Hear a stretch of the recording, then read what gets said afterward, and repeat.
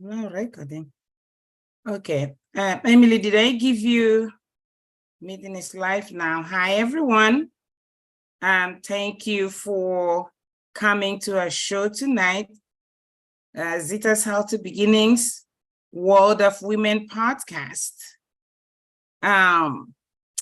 Sorry for all this technical hitches we have had this evening. Trying to get ourselves situated. I'm glad we had it figured out, and we are starting a little bit late, but that's okay. We're starting like 15 minutes late. That is okay. So Zita's Healthy Beginnings, as you all know, is a nonprofit organization, and what we do is taking care of mothers and their babies. We do this through education, advocacy. We do training of doulas, and we do training of community health workers.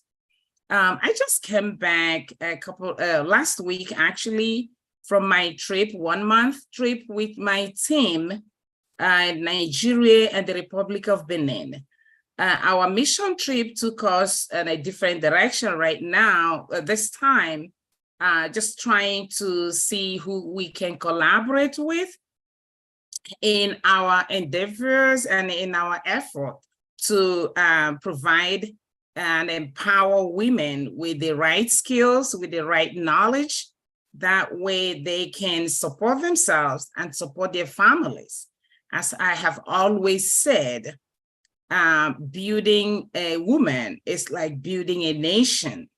And whenever anyone wants to kind of get an idea of any nation's healthcare indicators, you look at the women and the children in that nation. And we have always known that the ones here in the United States and the health of women and children elsewhere in the world, particularly in Africa, they're nothing to write home about. And so we are engaged in this battle to make sure that women access the care they need, and be able to stay healthy, happy, and empowered. So this evening, I have one of my friends here, a young woman of faith, Naya Silvera. She is here with us to share who she is, what she does, and what her passion is, especially to the young people, to a young generation. We want to make sure that we all know who we are and whose we are. And so I'm inviting Naya this evening to take it over and share with us. Welcome, Naya. Hi, guys. Hi, Sister Zita. Thank you so much for inviting me to your lovely podcast. It's beautiful what you're doing with working and building up women. And I'm just honored to be here and to share a little bit about what I'm doing and how I'm serving in the community and in the world. And so I'm just gonna hop right in. I work as a missionary on college campuses with a ministry called Every Nation. And the Every Nation Ministry is a world wide organization, a family of churches and college campus ministries.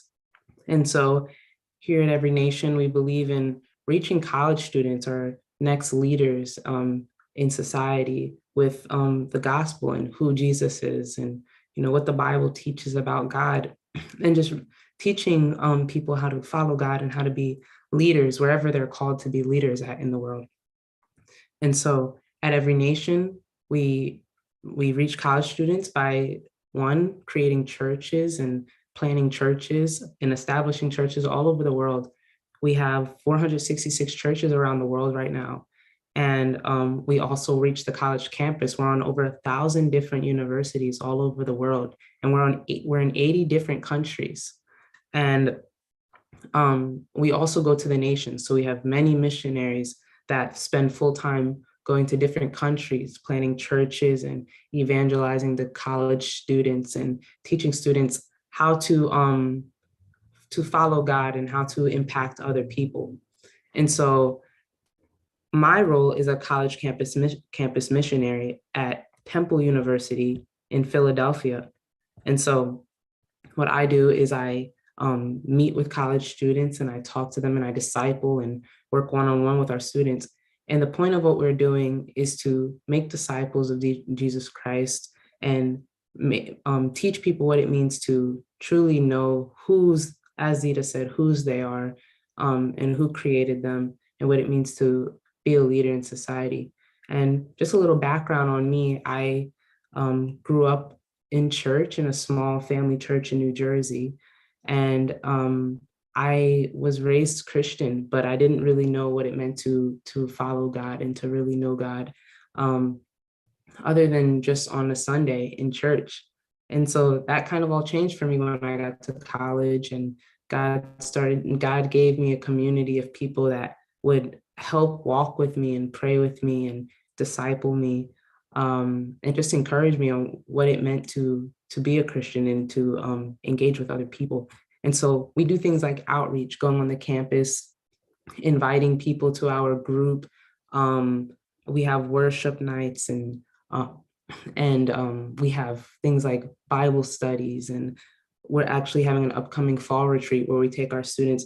We're all based in the city, so we take our students to a campsite and we have worship and outside activities and a time of just of growth and building and loving each other. And so this is just a great environment for students to grow. And the reason our passion is the college campus is because college is that step you take outside of your family home, your parents, away from your parents. You get freedom, and everything is kind of at your fingertips. And a lot of our college students, what we see is that they're dealing with a lot of emotional problems. They're dealing with a lot of depression and anxiety and a lot of questions. And a lot of them fall into things like addictions and things like drugs and alcohol and parties because it is so available to them. And when you're on a college campus and you're stressed out, it seems so easy to fall into these things that are all around you and that the community is surrounding you with. And so for me, it was a real lifesaver to have a community of people that encouraged me to go the other direction and to say, no, we don't have to get drunk or do drugs or, go into what the world is telling us to do, but we can come together and still have a good time, still love each other and still love God. And so that's what we want for our college students, a community that they can come safely and feel loved and feel welcomed and feel like they can get prayer and feel like they can understand who God is. And our heart is also the college campus because our college students are going to be future leaders, future doctors and lawyers and teachers and artists. And so our heart is that we're pouring into them the love of Christ and teaching them what it means to be a leader and to love people correctly and to reach them with the gospel. And so that wherever they go, the gospel is being spread. And so that's our mission. And we believe it starts on the campus. For us, our mission is to start on the campus with our future leaders, with the people that are going to be out in society serving, but it doesn't end at the campus. We say we change the campus, we'll eventually change the world. And so our mission field is the college campus, but it doesn't end there. A lot of our college students, they come from a whole bunch of different backgrounds. We have over 1,000 international students, so students from all over the world. We believe in the Great Commission where Jesus says, go and make disciples in all nations, baptizing them in the name of the Father, Son, and the Holy Spirit, and teaching them to observe all that I've commanded. And so we believe in the God of all nations. That's why we're called Every Nation. That's why we're so missional, going to missions. And we have a heart for our international students, the students that come from all over the world to get an education.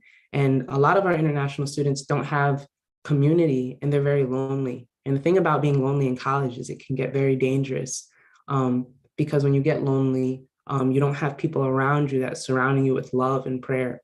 You can get very depressed, very anxious, and fall into bad habits, like I mentioned before, and fall into the wrong groups of people because you're desperate for community. And so having a healthy community for our international students, we're able to welcome them and say, you can come here and get love and get prayer, and you can come to church with us, you can come to Bible study with us, and just show that love to every person on the campus. Everyone who walks on the campus should have an opportunity to, one, feel welcomed into our environment, and two, to hear who Jesus is. So many students don't know who Jesus really is, or what the Bible really says. So we're called to go out onto the campuses and onto the universities and tell people who Jesus is and give them an opportunity to know him, because everyone deserves that right. We envision a day where every nation, tribe, and tongue hears the gospel of Jesus Christ. So we envision a day where everyone knows, who Jesus is, and we all get the right to hear and say yes or no to following Jesus. And so our heart is just letting people know that everyone deserves a right to know and decide for themselves whether they want to believe or not. And so we reach out to all students of all different backgrounds, all different stories, and it's beautiful to see everyone kind of come together. In the book of Revelation, the last book of the Bible, the writer had a vision of heaven where every nation, tribe, and tongue was there worshiping God. There were people from all different backgrounds, and what a beautiful image that is. And so that's why we're called every nation, and that's why we want to reach the nations, because we have an image for everybody to know who God is. And so what we do is we establish churches, we reach the campus, and we go to the nations. All of this, the heart being, have people know who Jesus is and know how to lead and tell other people about Jesus. A lot of us in this young generation are, being lost and losing hope and losing who we are, not knowing who we are or what we want. And we have a heart for revival in our young generation, and for people to come back to community, come back to God, and come back to church and to family. And so that's what we do on the campus. We serve full-time, reaching people and praying with people, and sitting down with people and saying, what do you believe about God? What do you believe about heaven and hell? And just asking these questions, letting it be a topic that can be talked about, and that it's a safe place to talk about it. It's a safe place to come with your questions and with your doubts, with your fears and your hurts, and be heard and be recognized and be seen. And just have people walking with you and praying with you. And that's what it means to be a leader, someone that you can impact the people around you. You can look at them and love them where they're at. And so that's what we're called to do. As a missionary, I serve on the campus at Temple University in North Philadelphia. So that is a huge school, big party school, with a lot of students in a lot of different areas of life. And my passion is reaching all of them with love and friendship. We also have campuses in Philadelphia at Drexel University, University of Pennsylvania, and University of the Arts. And since all those campuses are very close together, we all work together as a team of missionaries together to reach these campuses. And our heart is to reach every campus eventually in every nation, all over the world, reaching college students. And so as I'm a missionary on the campus, my role is discipling and teaching this young generation. And my heart is to develop future leaders, people who can impact wherever they go, whether that's to be a teacher or a mechanic or anything, that they're impacting the people that they're around. Before I came into college and came into ministry and came into a group of people that supported and helped me grow, I was very timid in my faith walk and what I believed. And I couldn't defend what I believed at all. But as I got into ministry and got into things like Bible studies and things like, I went on a missions trip to Vancouver, Canada, where we evangelized to the campuses in Vancouver. And when I did these things, I grew in my boldness and in my faith and in my confidence. And we see students come in one way and leave another way. They leave leaders and they leave bold and confident to share who they are and impact the people around them. And so that's what our heart, to reach college students all over the world, teach them how to impact the people around them with the gospel of Jesus Christ. And the way that I serve is through people who send me out as ministry partners. And so people who feel called to send me out are how I get to serve full time. People who partner with me with monthly giving and referrals and prayers are the ways that missionaries like me are able to serve full time. And so, as I've shared with Zita and other people, I'm sharing to raise a partnership team of people who may not be called to drop everything and serve on the campus as I was called, but they maybe feel called to reach the college campus in a way of sending a missionary out into the world.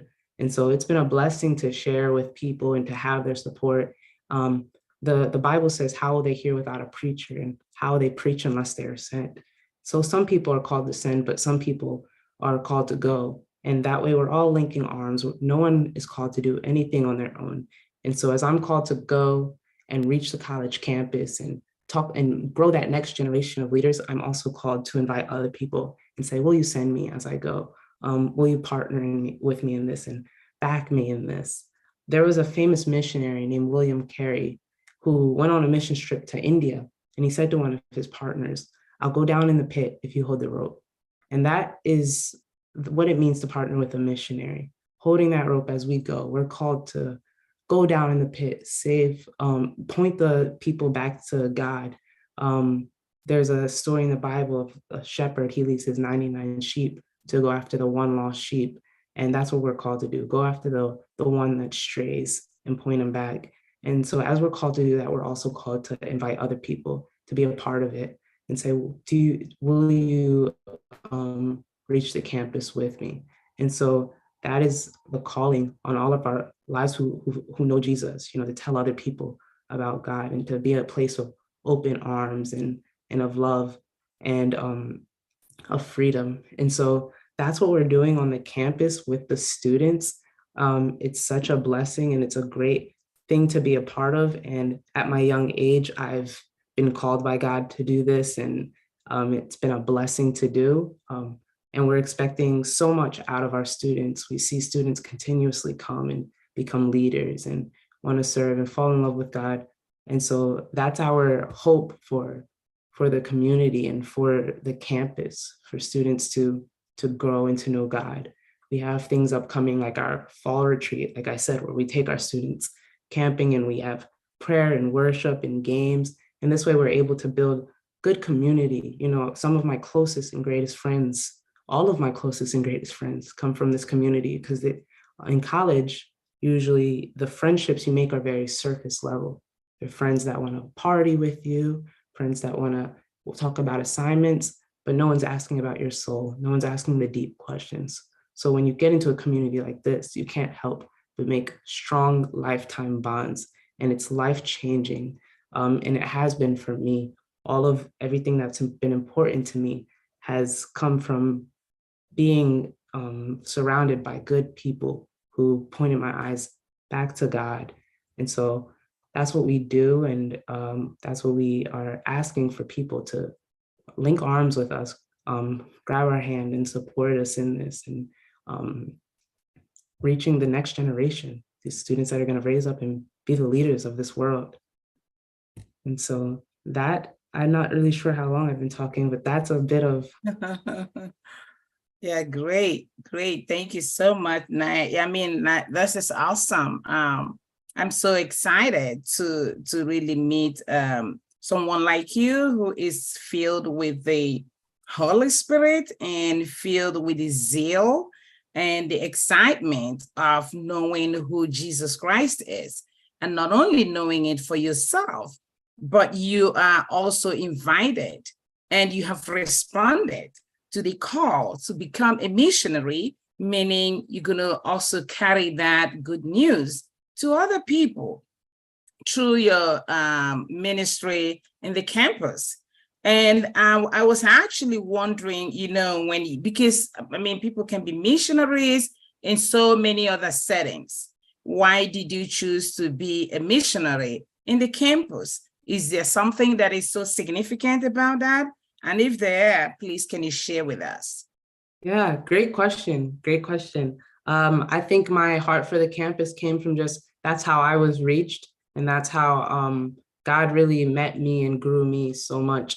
on the college campus. College is a very transitionary time for young people. And I'm sure, as many people might remember, when they were in their 18 to 22 age range, it was a great time of growth and of learning. And so the college campus is just a wonderful mission field for people who are growing and learning and open to share and hear, about God, and are seeking, what were they made for and what are they called to?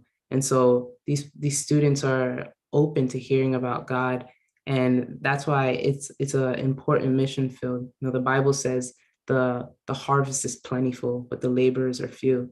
On the college campus, the harvest is very plentiful with young people who are going to go out and lead. And so as I did mission work in Vancouver, and thought maybe I'd be called as a missionary in that sense of going to the nations. But in Vancouver, we served on the college campus too. And my heart just continued to fall in love with the college campus and with the young minds there and the young leaders that were going there. Yeah, I'm glad that you pointed that out, because there's a saying that says you grow, you bloom where you're planted. And, that first impression also creates a whole lot of relationship, connection. So that was how you received. And you feel, and I agree that colleges, campuses are really critical areas that you really, if we need to, and if we have to get souls, support young people, that you catch them there. As the saying say, you catch them young. And when they're between these 18 to 22 years, that's very critical. That's very challenging, because what is going on in the head of any young person is unimaginable, honestly. And they're both negative and positive. And what happens is that, I like what you said. You said you go there for education, right? You go to the university for education. But what we find out is education does not really extend to educating young people about who they are and who's there. I mean, they teach them about every other thing except what is important. I mean, I would say what is more important, that for somebody to function in this world, in this day and age, that they need to know what is the essence of their life, who is their creator, and it doesn't matter what they want to believe in, but to make that available so they know, it's available to them, they can take advantage of it and run with it. And I know young people, their brains are just open to just suck it up. You just have to be present there, help them to understand that you're there for them, and give them the word and let them know that this word really can transform their lives. And those of them like yourself who really accepted the word, you see how transformational that is. Now you're a missionary. And so it is very important. And I want to also talk to the professors, because I'm not sure what your own experience was with the professors in the campuses. I know they come in there with their specialties like arts or music or science or whatever, but how is that relationship with God? How do they really incorporate that when they are really educating you guys? Have you experienced any of your teachers trying to kind of get everything together, or even coming out to say, yes, I support what you guys are doing, this is right, and I'm going to encourage it? Have you experienced any professor doing that? Or have you gotten someone who has really physically responded or reacted to what you guys are doing as like, what are you guys wasting your time here, talking about? So can you share a little bit of both sides if that has happened to you? Yeah, absolutely. I believe usually it's surprisingly pretty open on the college campus. The people who are not interested in God or offended by God, because we come with a space of love, and this is something that if you don't want to receive it, then that's your free will to walk away from it. And so because we come in that way, we don't have a lot of physical or too many offended or angry people. When it comes to professors, our campus is pretty open to and all types of thoughts and beliefs. And so professors are generally accepting and open. We've definitely had our students who say they're uncomfortable by professors, explaining their beliefs that are against against God, or offensive of God. But we also encourage our students, as they become leaders and become more bold, to speak out in class if they feel they urged to, or if they want to invite their teachers to some of our larger events. Sometimes teachers have come and listen. We have classes that are at Temple University that are required to take, called intellectual heritage. And in this class, you read all types of religious texts, and you discuss God in a way of more of, they speak of him as a fictional story or things like that. And so being able to have these conversations with students while they're taking these intellectual heritage classes are good, because they're now able to bring a new sense of boldness and a new sense of truth to those classes and bring them up to their professors. So when it comes to professors wanting to argue with us or push us away, thankfully that doesn't happen as much. People are pretty open in Philadelphia, and if they aren't, they just walk away. Okay, that's good. Yeah, that's good to know, because I know some have in some universities where they don't want to hear it, but they also don't want to allow those who want to hear it to take advantage of it. And that is very bad, because if we're in a free world, so if people are free to listen to whatever they want to listen to believe whatever they want to believe, but what we believe in Jesus Christ and the gospel of Jesus Christ, and we have the right as Christians, to preach, to live the word, and also to collaborate with anybody and everybody that wants to listen and, to what we have to offer. So I know I was looking at your website, the Every Nation website, and one of the things that I noticed that really caught my attention was they say that they equip, they empower, and they send leaders to establish new churches. So now in times of equipping you and empowering you, can you share with us how long the training will be for that kind of, empowering, equipping, or how does that really come together, especially for you right now at those three qualities, things that you have, experienced, and are they helping you to do your work as you should as a missionary? Yeah, absolutely. Yeah, with me personally, because it looks differently depending on, can you hear me okay? Yeah, it looks like you're going in and out there. Okay, let me try to fix. Yeah, your photo was just going in and out a little bit there. And yeah, right now we can't hear you. Hello? You there? Hello, can you hear me okay?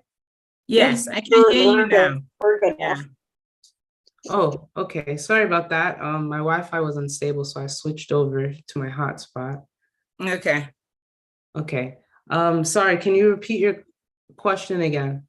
Yeah, so what I was referring to was on your website, I saw three items or three activities that they say they usually engage missionaries on. One of them is equipping them, empowering them, and then sending them as leaders to establish new churches. So I was asking, was that your experience? Did you experience all these three activities before you started where you are right now? Oh, okay.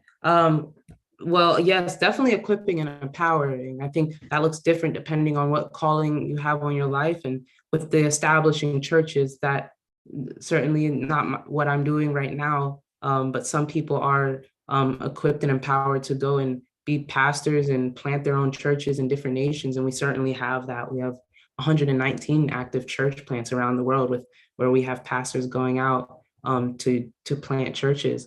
With me, I've certainly been equipped and empowered just through leadership. And it really started before I even became a missionary. Just as a student with Every Nation, we have things like our Bible studies and our just prayers and empowerment classes where they're teaching us what it means to be led by the Spirit and to pray and things like that. So before I even got into being a full-time missionary, we teach equipping and empowering our students to be leaders and led by the Spirit.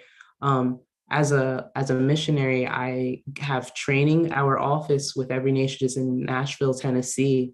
And so when I transitioned into being a full-time missionary, we had training in our office in Nashville, Tennessee, where we had speakers come in and teach us and equip us on how to be a missionary and serve on the campus.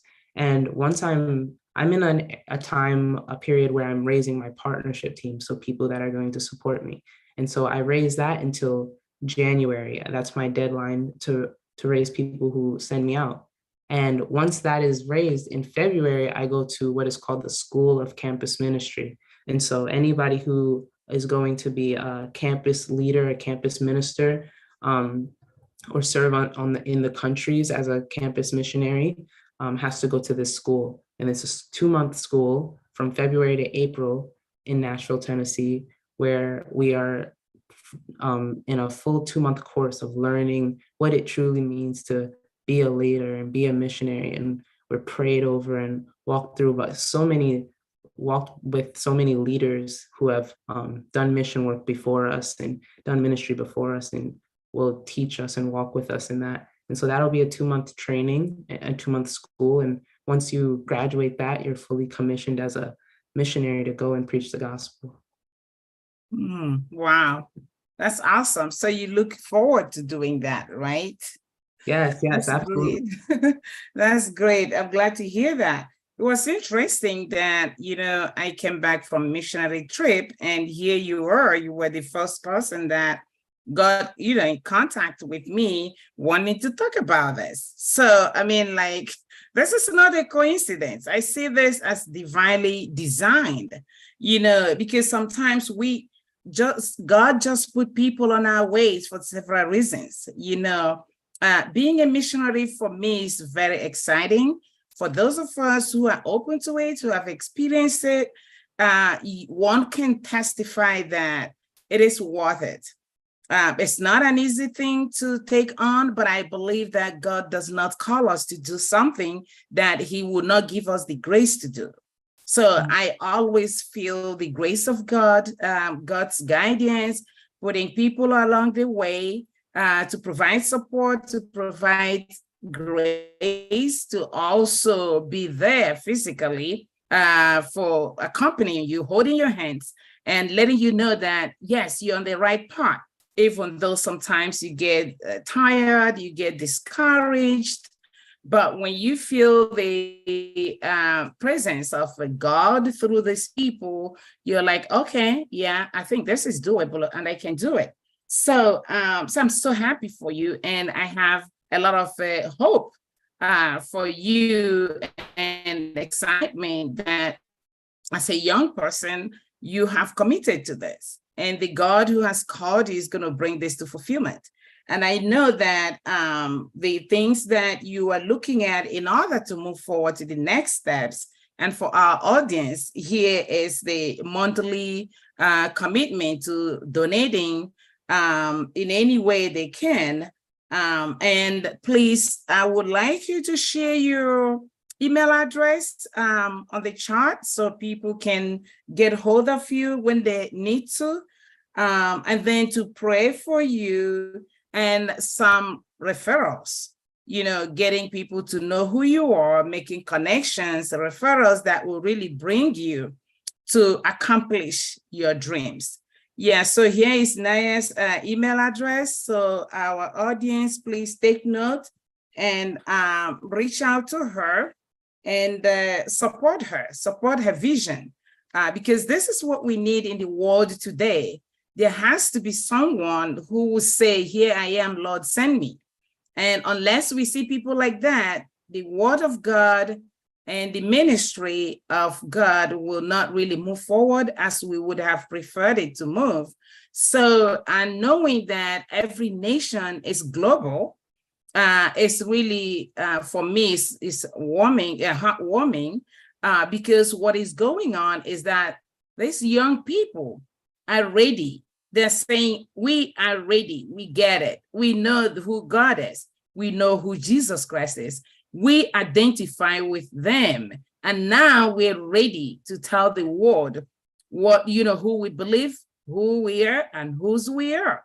But know that they cannot just do it without our support, our prayers, our connection, making sure that we play our own part will help them to really encourage them and challenge them to play their own part.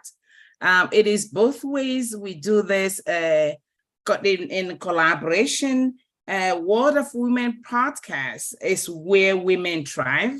It's all-inclusive services. And that's why we have Naya today. So here we care, we connect, and of course we collaborate. So I am so glad to be part of your, circle of friends, of fellow missionaries. And I am so hopeful that together we'll continue to move this mission forward. As you said, you're all over the world, so we can make that connection wherever anybody goes, to bring people together, especially young people. So to close, can you tell us or share a message you would tell a young person now who is like, wait, what is Naya talking about? This doesn't make sense to me. So what will you tell them so that they can actually begin to listen to you? Yeah. Well, first I would start with telling them that they were created and loved, and that they were created to be loved and to love the one who created them. And so I think a lot of young people and a lot of people in general, have the question of, why am I here? What was I made for? Where will I go? And there's a lot of debates on, what the answers to those questions are. And so I would encourage a young person to ask themselves these questions and bring these questions to God themselves, and it's not as difficult as the world may make it out to be. Pray to God, ask him to reveal himself to you. That's what I did. I asked God to show me himself and to help me to be to live the way that he wanted me to live, and God does the rest of the work. So you don't have to feel a pressure or burdened or anxiety or shame. Just know that you are loved, and that God, sent his son in Jesus Christ, as Jesus in flesh was God. And he lived a perfect and sinless life, and he died so that all that come to him and know him will be freed from sins and will be able to have a relationship with God and call God our Father and our friend and our Savior. And we don't have to worry about death or about sin.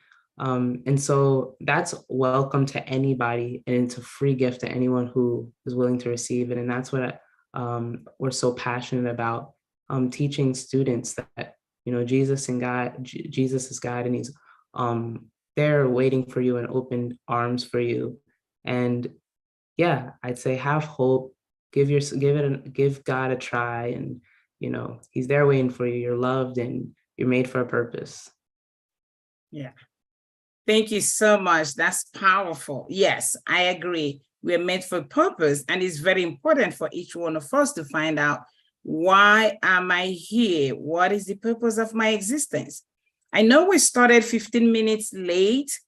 So right now, I'm going to use some of the time left. I know we're hitting 9 p.m., but I'm gonna let our audience here make comments, ask questions, and then we can, wrap it up.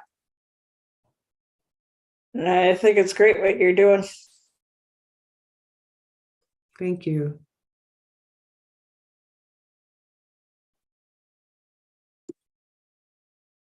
I've got a question for the two of you, Naya and Zita.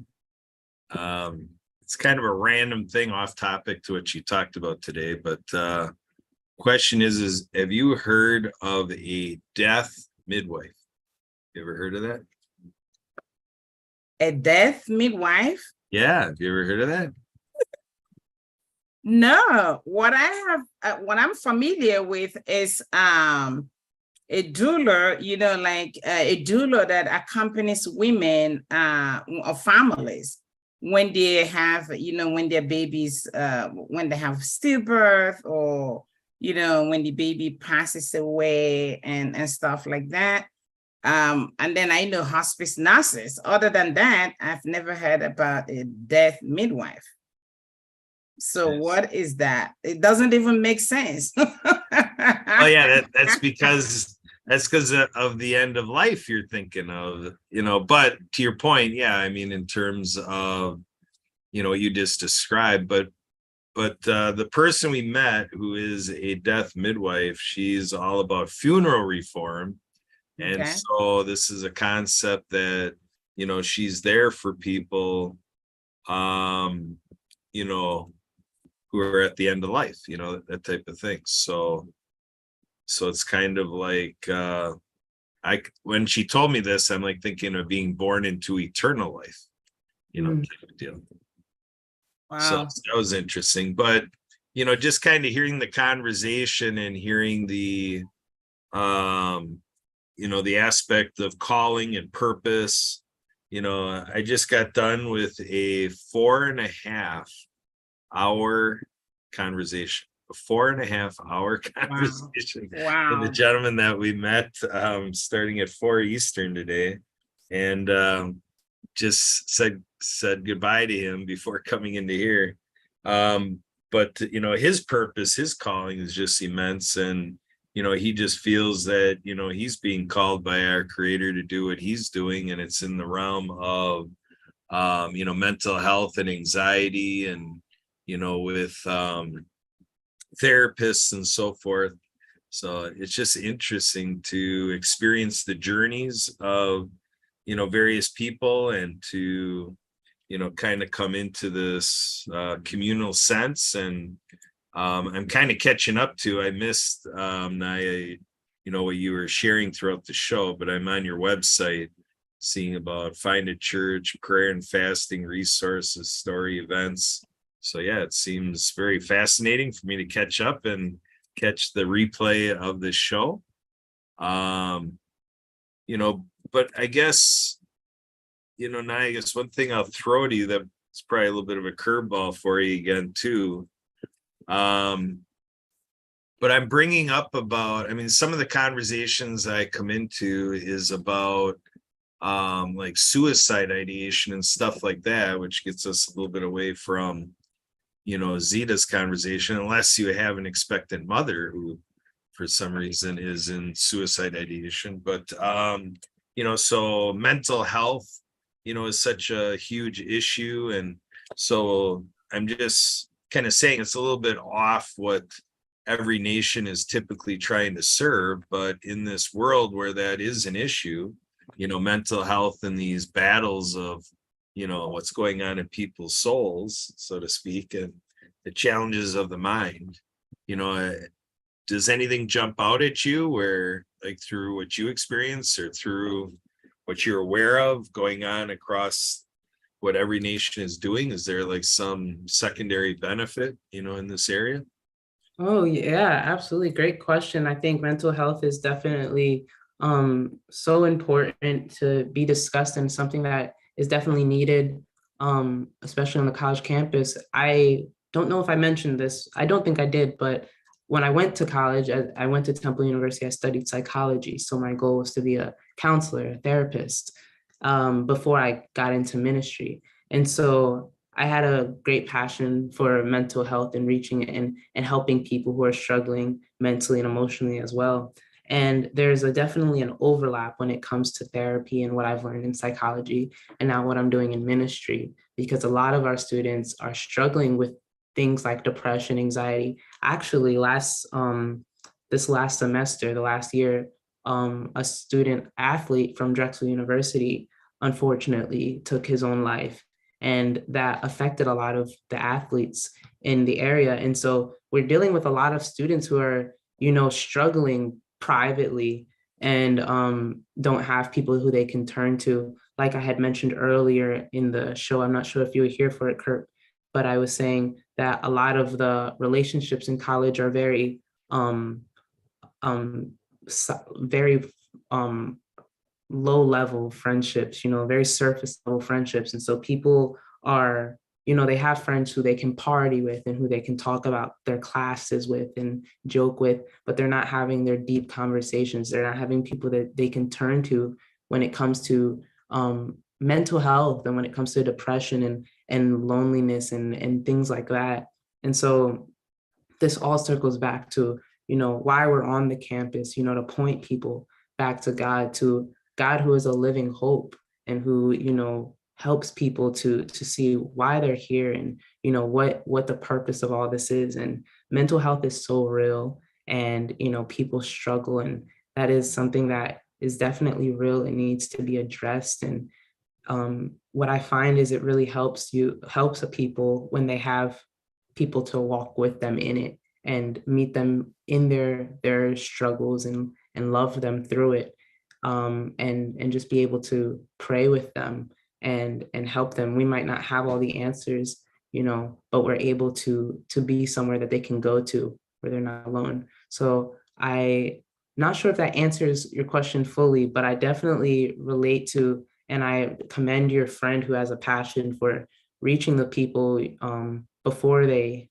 pass, or and reaching those people, because a lot of people are so lost. And I heard this one wise man say that the life that we live here is but a moment. It's like a snap, but it decides the rest of our eternity and the rest of forever. Our life here is short compared to forever, but what we decide here decides the rest of that. And so just being able to reach people and show, like, why are we here and what are we called to do in this short amount of time, And so, yeah, I certainly think that that's an important topic and one that college students definitely need people who are sensitive and wise in that area. Yeah, awesome. So with what I see with Every Nation and you being here, Naya, and with Zita's work, do you have any insight on, kind of like you're describing a little bit in what you say here about at campuses, and then you're alluding to college in this and so forth. Are you kind of seeing, kind of at that point in life to become an expectant mother? And then I'm just trying to piece together if this is something that happens, that somebody kind of veers and backslides away from strength through faith, and then all of a sudden, conceives a child, and then, and it becomes an expectant mother, and then through now this new role emerging in their life. Do you find ever that kind of comes together that way, that once they start to realize they're becoming a mother, that all of a sudden that's where they get inspired to have a stronger faith journey because now they've got a child on the way? I've heard that. So not so much on the college campus. So I don't have much of my students, having children.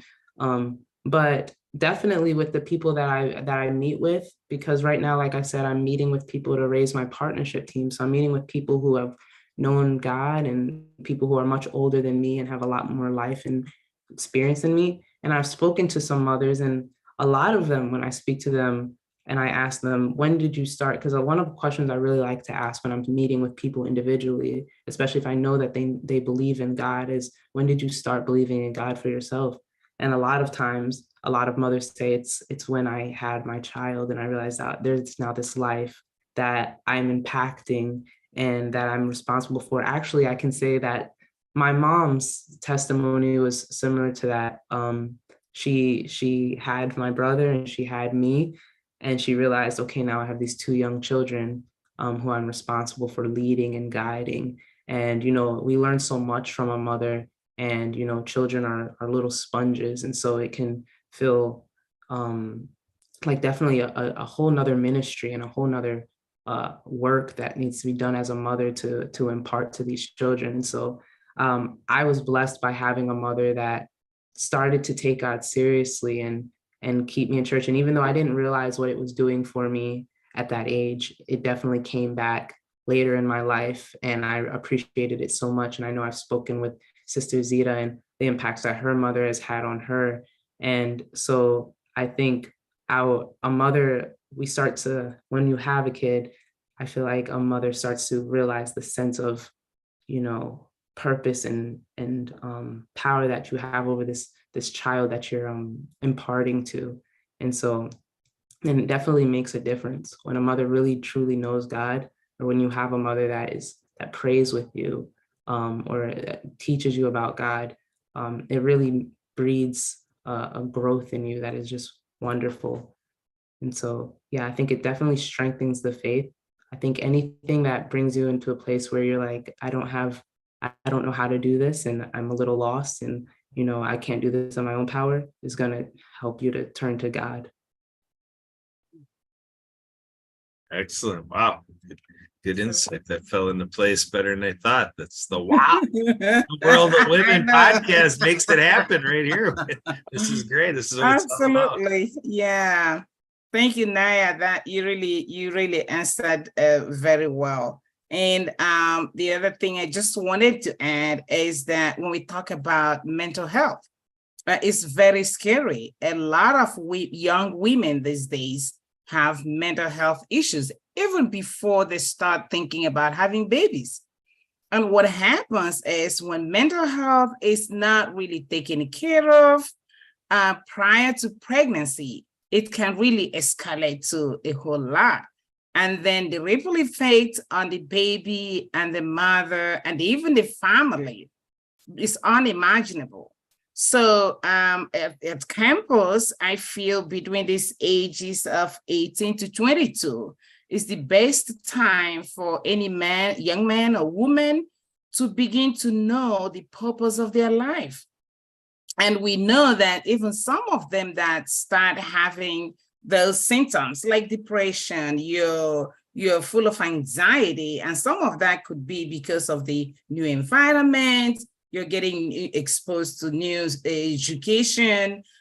Some of them also are being pulled from family to some other place that they're not familiar with, and some have nobody actually to support them. So what happens in this area is everything is kind of complicated for them. So coming to know Jesus is a way of really putting you, not only helping you as an individual to know what is the meaning of your life, but it also brings you closer to a relationship with other peers, people who go through common symptoms, put it that way, people who are experiencing certain things that their moms and their dads or their cousins are not really able to understand. So being a Christian for me is one way of taking care of themselves spiritually as well as physically. Because even during therapy, when people that have this kind of challenge, part of their therapy is also finding a group that will really help you, or getting into a relationship that really supports you mentally as well as physically. So I see this as a win-win situation. that when one gets to know who one is, and getting into that kind of relationship with oneself spiritually, that you're also connecting physically with other people and sharing some of those challenges that life throws at us, but that one can really take care of and manage better once you understand who you are and whose you are. So thank you so much, Naya, for being with us and for sharing your passion and your mission. And I wish you well. And I am also asking our friends to please reach out to Naya. She already shared her Facebook. I think she shared her email address. And you can also find her on are you on Facebook, or what? Did you have a Facebook? Yes. I didn't see that, but I think the Every Nation you shared. Yeah. So we can easily find you and support you. And I'm gonna really invite you sometime in the future so you come back and share with us how your journey has been, and hopefully it's going to be an exciting one, as they say it's already, and that you're going to be growing in God's grace, in God's blessings, and catching souls for God. Thank you so much. Yes, thank you. Thank you for having me. It's been a pleasure. Please feel free to reach out to me at the email I put in the chat if you have any questions on how you can help get me to campus and support me. And it's been a pleasure and an honor to speak with you, as well as Kurt and Emily. And I hope to speak to you guys at another time. Sure. Thank you. Thanks for coming. Thank you, Kat and Emily, and have a wonderful evening and enjoy the rest of your week. And we are doing Word of Women podcast now every month. Due to other reasons, we moved it to every month. It used to be every week, but now it's monthly, just to give us time to also do other stuff that we need to do as missionaries, as humanitarians, and so forth. So we are grateful always to Disability Channel, Transform You Network and Park, for this opportunity to reach our audience through this means. Thank you, and God continue to bless all of us and give us the grace to keep working and being and loving. Thank you all, and have a good night.